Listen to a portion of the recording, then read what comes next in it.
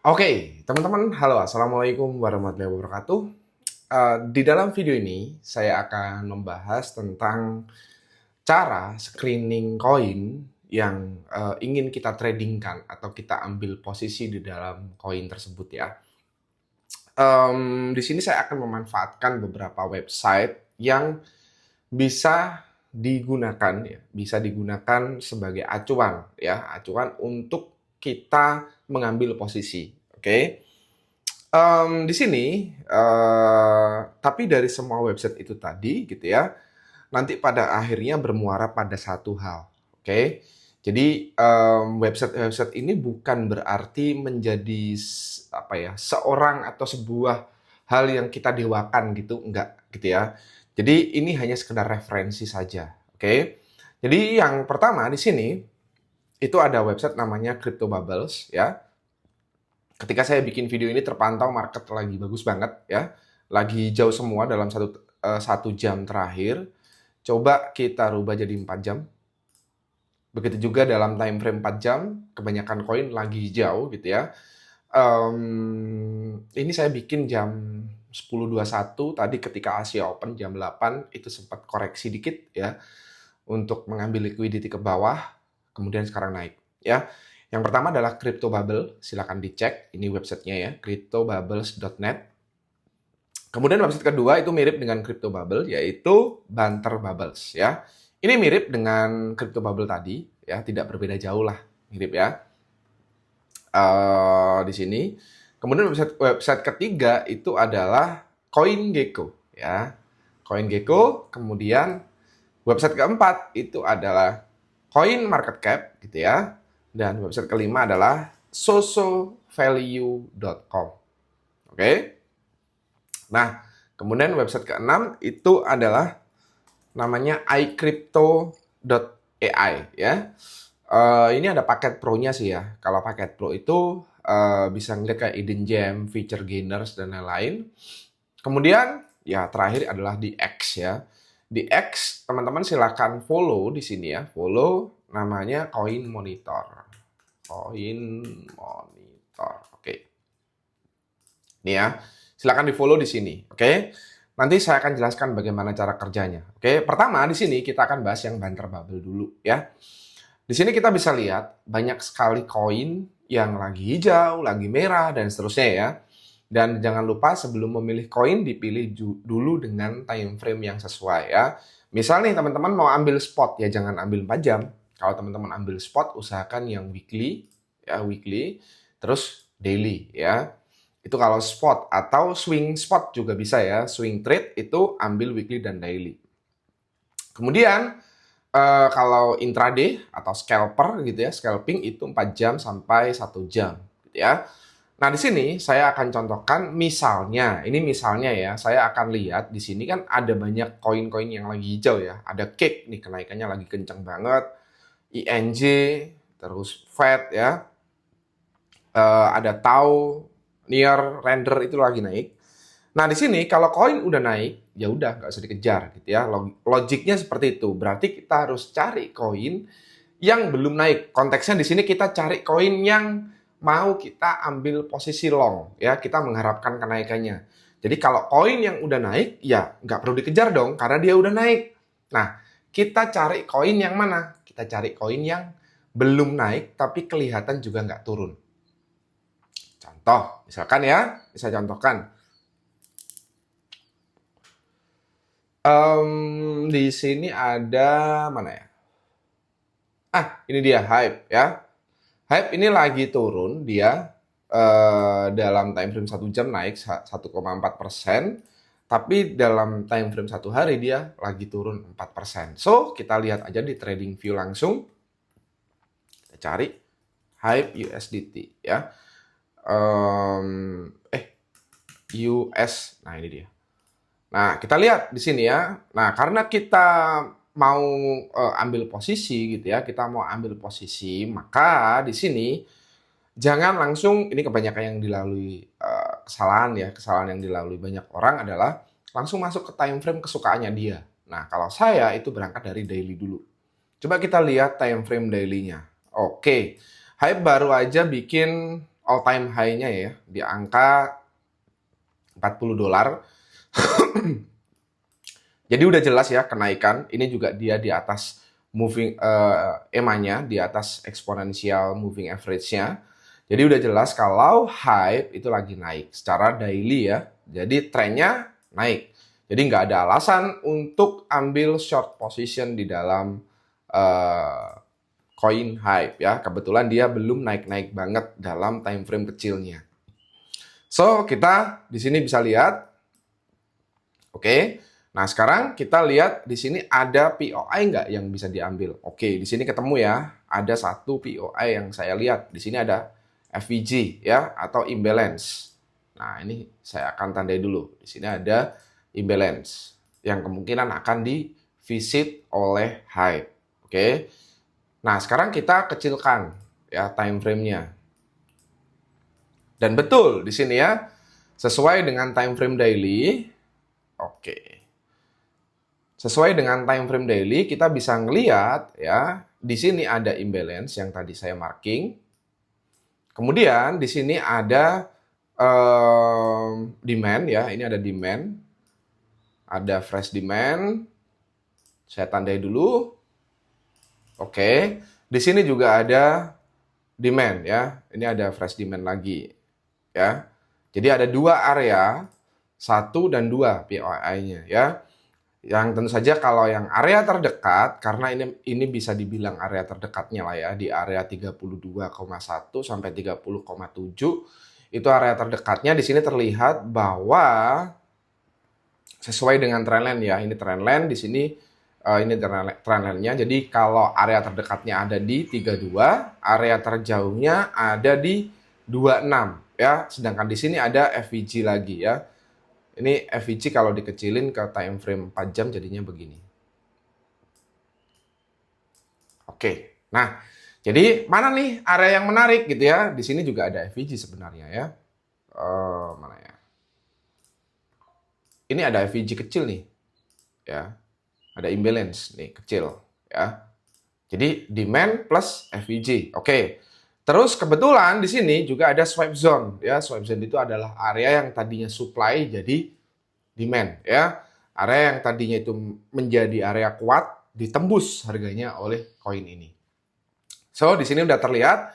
So, kita bisa ambil posisi di sini ya. Kalau mau high risk dengan agresif trade, kita bisa ambil posisi di sini dengan SL mungkin ya 5% oke lah ya. Nah, ini ya. 6% fine. Apalagi hype lagi bagus ya. Kita juga bisa ambil yang sifatnya low risk itu di sini ya. Dengan SL yang lebih tight atau lebih tipis. Oke. Nah, ini untuk setup swing-nya gitu ya. Nah, kemudian kita tinggal ambil posisi ya. Jadi di sini ini kalau pakai crypto bubbles atau banter bubbles. Oke. Di sini kita cukup melihat apa ya? Ya balon-balon gini lah ya, bubbles ya, bubble. Ya udah. Di sini kan kelihatan. Oke. Yang selanjutnya, cara screening koin yang selanjutnya di sini adalah di CoinGecko dan CoinMarketCap. Saya sendiri kalau di CoinGecko itu kebanyakan langsung masuk ke bagian trending sini ya. Nah, ini dia. Nah, kemudian di sini nanti terlihat nih yang trending apa aja. Misal kita lihat dalam 24 jam yang lagi naik ada Moonpig, Uni, ada DOC, PP ya, lagi bagus. Solana juga oke sih ya, Solana, tapi ini untuk 1 minggu terakhir. Hype, nah ini tadi hype terlihat ya 1 minggu terakhir akumulasinya lumayan bagus. So, di sini kita bisa lihat, bisa sesuaikan dengan hype. Jadi kita udah dapat konfirmasi ya dari Crypto Bubbles dan juga CoinGecko itu bagus banget untuk hype. Sekarang kita coba lihat yang lain ya. Misal di sini apa ya? Coba kita lihat Uni mungkin ya. Uni coba. Uni USDT. Ya.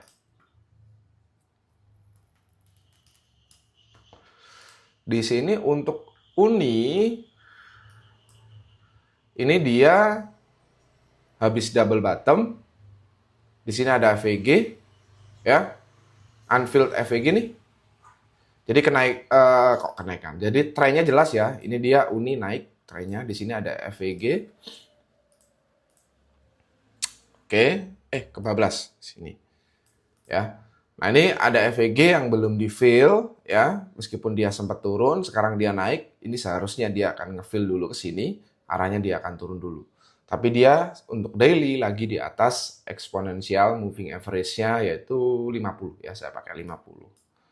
Oke, di sini kita udah nemu POI untuk FVG, terus di sini juga ada last support sekaligus last demand-nya dari si Uni. Nah, saya ambilkan area sini agak lebar.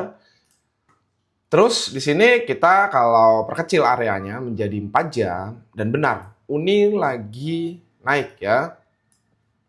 Kemarin naik, terus sempat turun, tadi pagi dia turun langsung di reject lagi, ada perubahan tren naik lagi. Ini juga terlihat ada double bottom, ini bukan double bottom ya. Ini equal low ini pengambilan liquidity nih.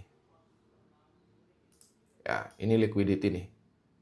Ini liquidity-nya diambil atau bisa dibahasakan inducement. Jadi kita bisa ambil area ini, kebetulan ini juga area significant support and resistance ya. Kalau area manisnya itu bisa dibagi di sini, ini ada FVG ya. Oke. Nah, ini FVG, terus ini juga ada FVG, teman-teman. Jadi kita bisa mengambil dua area untuk Uni ya. Uni bisa kita ambil di sini untuk high risk-nya ya. Bukan high risk sih, kalau Uni ini terlihat mid risk lah ya. SL-nya kita kecilin 5% cukup. Kita bisa ambil Uni di sini. Oke, sama ya, kurang lebih 5-6%. Nah, oke. Kita udah dapat dua contoh, Hype dan juga Uni. Oke. Lanjut, kita ke Coin Market Cap. Sebenarnya Coin Market Cap dengan CoinGecko itu mirip ya, tapi kalau saya peruntukannya beda. Kalau tadi kan CoinGecko itu saya langsung masuk ke trending ya, dari data yang ada di sini gitu ya. Nah, kalau di Coin Market Cap saya biasanya lebih sering masuk ke kategori. Sebenarnya sama juga di CoinGecko juga ada kategori. Tapi di sini saya biasanya lebih, ya ini preferensi masing-masing lah ya, beda tiap orang. Nah, di sini terlihat nanti ada kategori-kategori lain yang ini biasanya akan saya kombinasikan dengan sosovalue.com ya. Jadi di sosovalue.com ini adalah kita bisa ngelihat nih ya kategori-kategori yang lagi hijau atau lagi merah. Kemudian saya padukan dengan kategori yang ada di sini, gitu ya. Nah, misalkan nih saya buat price-nya lagi naik apa nih?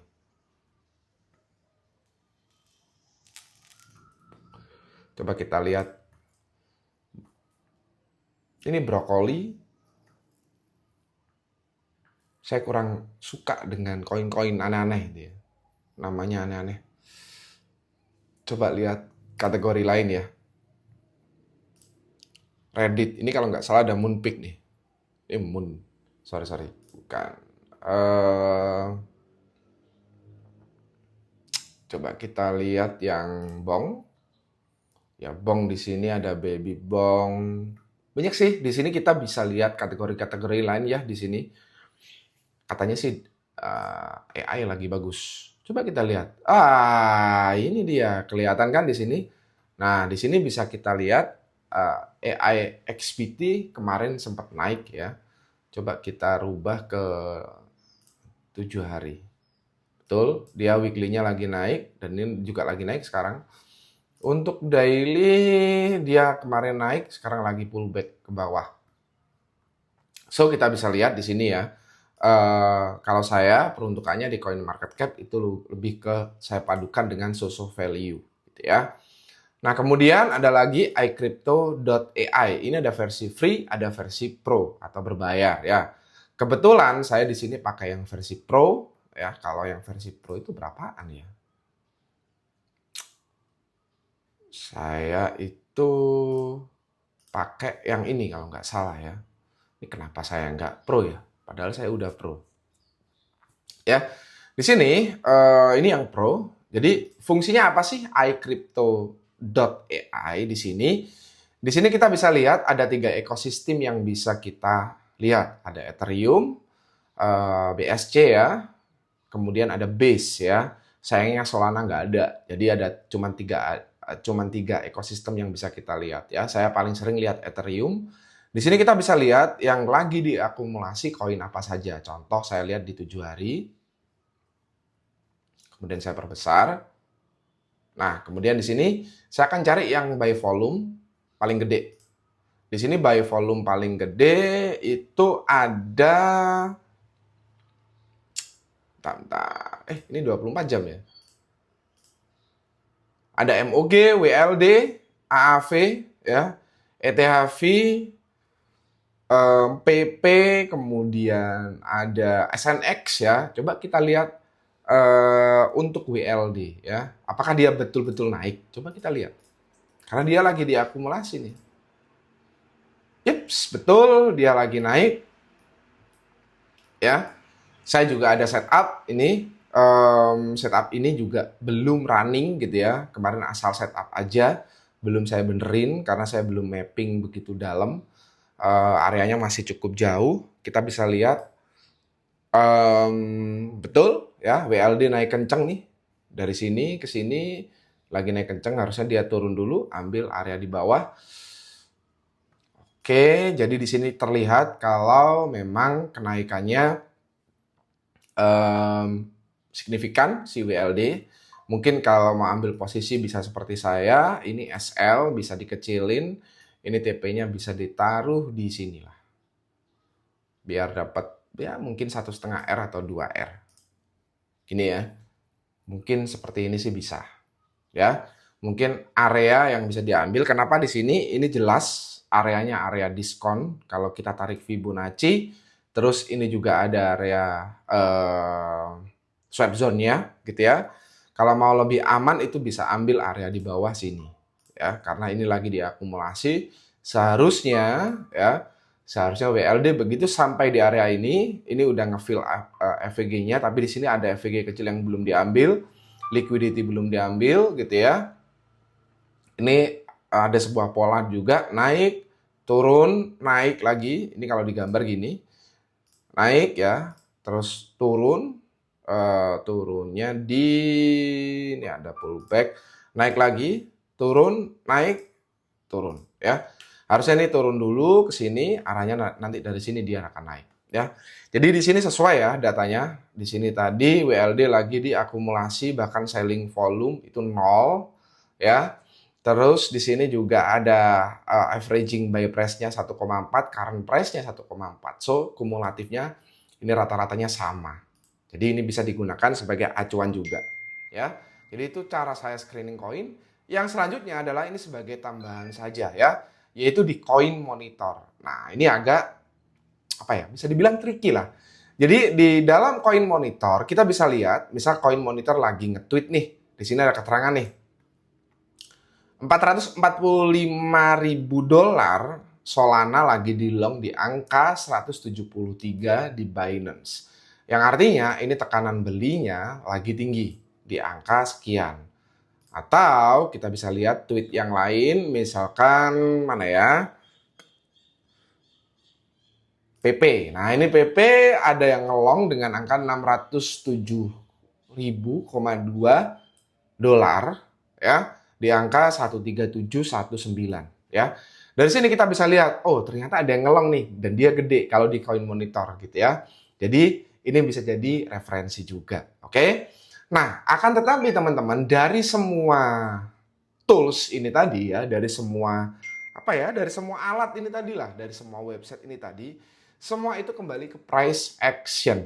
Oke, satu hal yang nggak boleh dilewatkan. Teman-teman boleh nge-track dari look on chain, data on chain-nya kayak gimana, sudah diakumulasi oleh whales atau belum, seperti apa pergerakannya di crypto bubble dan juga banter bubble, di CoinGecko atau crypto coin market cap itu kayak gimana. Teman-teman bisa menggunakan semua itu ya. Tapi price action tetap yang utama. Jadi teman-teman jadikan semua website yang tadi saya sebutin itu sebagai referensi saja. Bukan semata-mata nih, teman saya dia pernah dapat notifikasi dari Coin Monitor kayak gini. Nah, dia dapat notifikasi dari Coin Monitor bahwa ada yang ngelong Solana, ya waktu itu di bulan Januari atau Februari gitu ya. Lagi ngelong Solana di bawah harga 120-an, saya lupa. Tapi market lagi down, lagi koreksi. Gitu ya.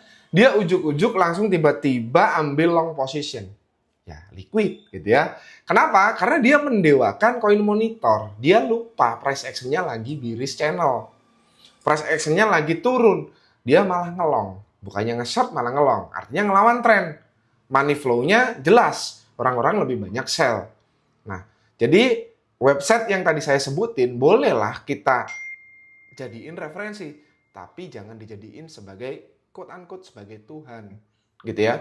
Jadi, teman-teman, lalu bagaimana Mas melihat price action-nya? Contoh. Saya di sini bisa melihat price action yang bagus itu kayak gimana, Mas? Nah, jadi price action yang bagus kalau saya sangat simpel. Satu, secara bentukan chartnya gitu ya, itu mudah untuk dianalisa, nggak acak-adut. Ya.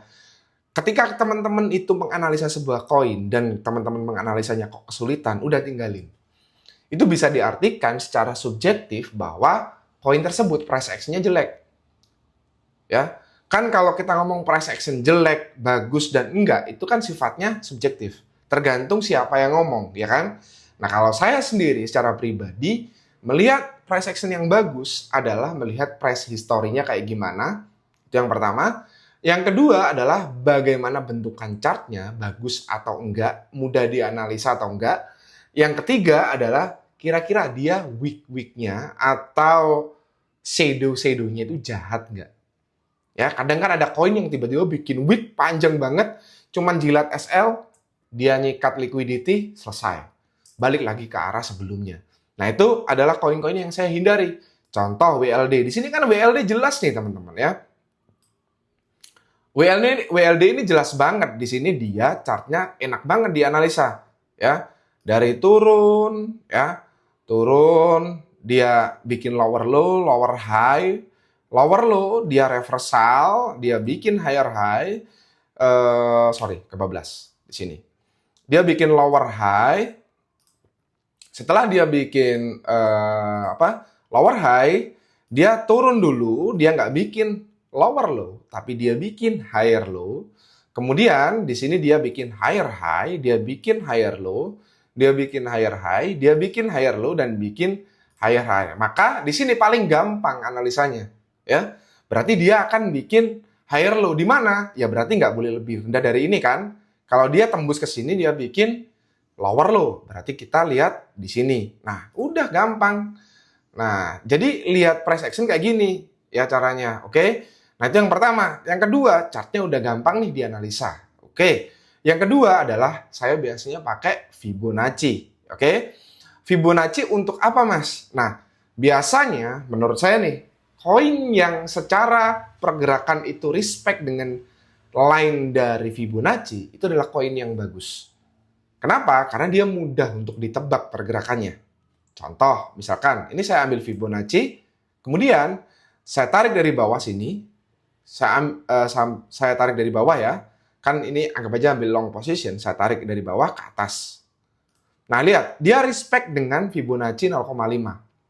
Satu, oke? Ini juga ngelihat price history. Sekarang kita tarik dari sini lagi. Dia respect dengan 618. Naik, begitu sampai 618. Naik lagi, ya. Sekarang kita lihat di sini.